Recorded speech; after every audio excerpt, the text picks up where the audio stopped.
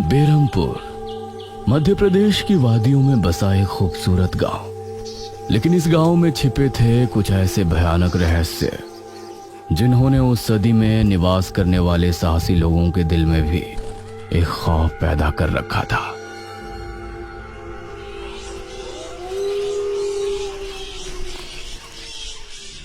आज तो बहुत दिनों के बाद मित्रों से मिलना हो रहा है, बहुत आनंद आएगा।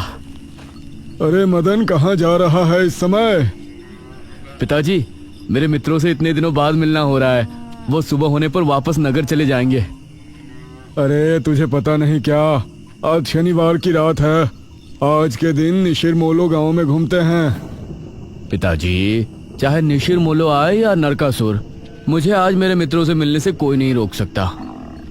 ठीक है, लेकिन ध्यान रहे, जैसे ही तुमको उनके कदमों की आहट सुनाई दे और उनका वो मंत्र जिसको वो दोहराते हुए आगे बढ़ते हैं, तो उन्हें बिना देखे किसी ऐसी जगह छिप जाना जहां से ना वो तुमको देख सके ना तुम उनको।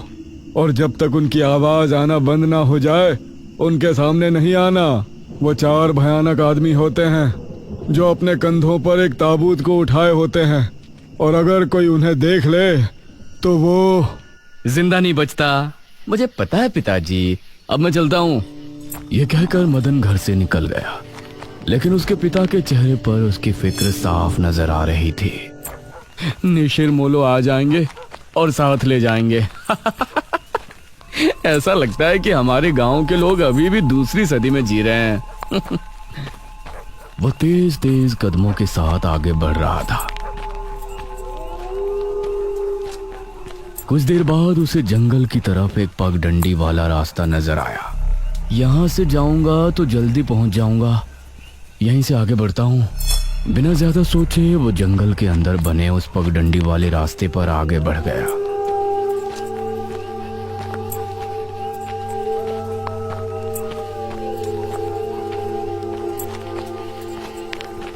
आज तो बहुत मजा आने वाला है, मिलकर खूब मदिरा पान भी करेंगे।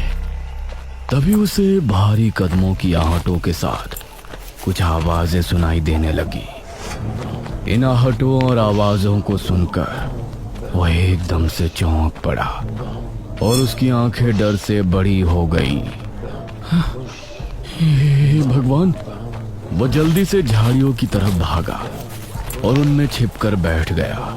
वो झाड़ियों की ऊंट में बैठा लंबी लंबी सांस ले रहा था। वो आवाजें अब और ज्यादा साफ होने लगी थी। उसे यकीन था कि अब वो लोग उसके करीब ही आ रहे हैं। उसने धीरे धीरे छिपकर अपनी एक आंख से उनको देखा और वो हैरान रह गया।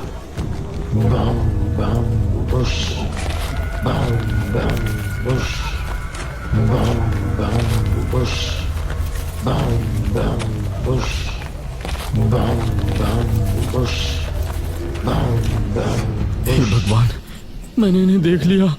हाँ। मदन पूरी तरह से झाड़ियों में छिप गया और कुछ देर अपनी सांस तक रोके वहां छिपा रहा। फिर उसने धीरे से झांक कर देखा तो अब वो लोग कहीं नजर नहीं आ रहे थे। हाँ, लगता है चले गए। वो वहां से निकला और दोनों तरफ देखा तो वहां कोई नजर नहीं आया। हाँ, शुक्र है भगवान। उसने एक कदम बढ़ाया ही था कि तभी उसे फिर से वही आवाजें अपने ठीक पीछे से सुनाई देने लगी। उसने एक झटके से पलटकर देखा तो वो चारों ताबूत वाले शख्स ठीक उसके पीछे खड़े थे।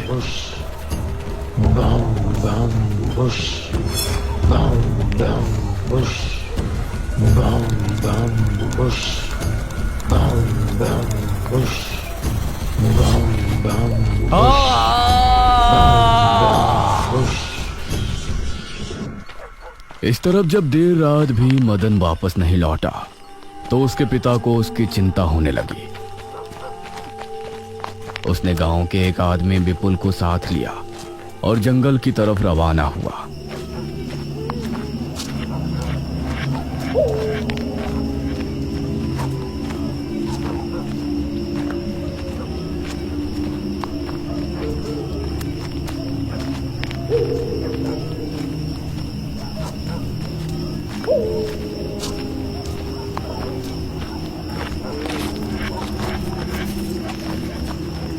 काफी देर बाद एक बरगद के पेड़ के पास जाकर उनके कदम रुक गए और आंखें खौफ से फट पड़ी। उन्होंने मदन को रहस्यमयी परिस्थिति में पाया। उसके चेहरे पर डर और आंखों में खौफ ऐसा नजर आ रहा था कि जैसे उसने हादसे से पहले बहुत ही भयानक मंजर देखा हो। मदन! 400 साल बाद अंधेरा जंगल, सुनसान रास्ता, चारों तरफ सिर्फ पेड़ पौधे और कोहरा। मेघना उनके बीच अकेली खड़ी थी। कोई है क्या? यहाँ कोई है? उसने कुछ कदम आगे बढ़ाए। उसके सवाल का कोई जवाब तो उसे नहीं मिला, लेकिन कुछ टपकने की टप टप की आवाज अब उसे बराबर आ रही थी। मैं यहाँ क्या कर रही हूँ? कौन लाया है मुझे यहाँ पर? वो खुद को वहां पाकर बहुत परेशान थी। तभी उसने देखा कि कोई चीज उड़ती हुई उसी की तरफ आ रही है। वो उसे हैरानी से देखने लगी।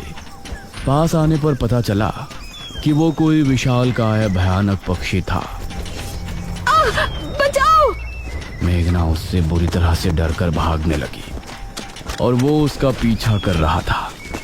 मेघना ने उसे पीछे पलटकर देखा तो वो उसको पकड़ने ही वाला था, लेकिन तभी मेघना एक पेड़ से टकराई। उसने देखा कि उस पेड़ से हरे रंग का पानी टपक कर नीचे गिर रहा था। मेघना उस हरे पानी को गौर से देख रही थी।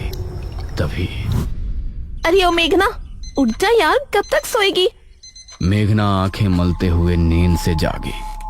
उसने देखा कि सुबह के 9 बज चुके थे। ओह शिट, हम तो लेट हो गए। तूने मुझे उठाया क्यों नहीं? मेघना अपनी एक पार्टनर इशिता के साथ दिल्ली में रह रही थी, जहां वो एक लैब में काम किया करती थी। दोनों ने साथ नाश्ता किया और फिर तैयार होकर अपनी लैब के लिए निकल गई।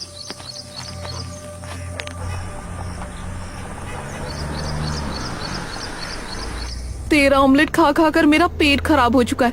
रोजाना कच्चा ही बनाकर दे देती है।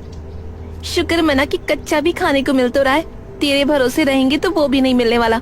सोकर ही 9 बजे उठती है।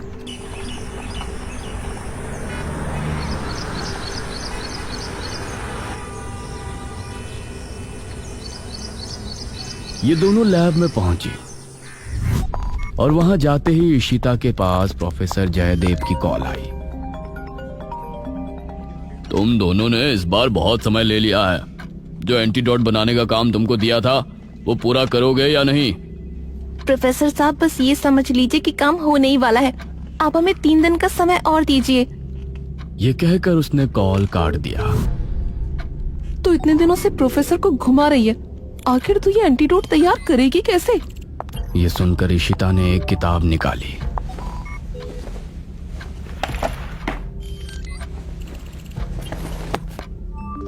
यार देख ये किताब, इसमें बहुत से ऐसे लिक्विड के बारे में लिखा है जिनकी कहानी पुरानी दंत कथाओं और लोक कथाओं से जुड़ी है। तो तू कहना क्या चाहती है? मुझे इस किताब में बहुत ही अनोखे लिक्विड के बारे में पता चला है, जिसे मृत्युंजय अमृत कहते हैं। हम उस लिक्विड का टेस्ट करेंगे और अगर वो हमारे काम का निकला तो उसे यूज भी कर सकते हैं। मृत्युंजय अमृत? देख, मैं तेरे साथ कहीं नहीं जाने वाली हूँ।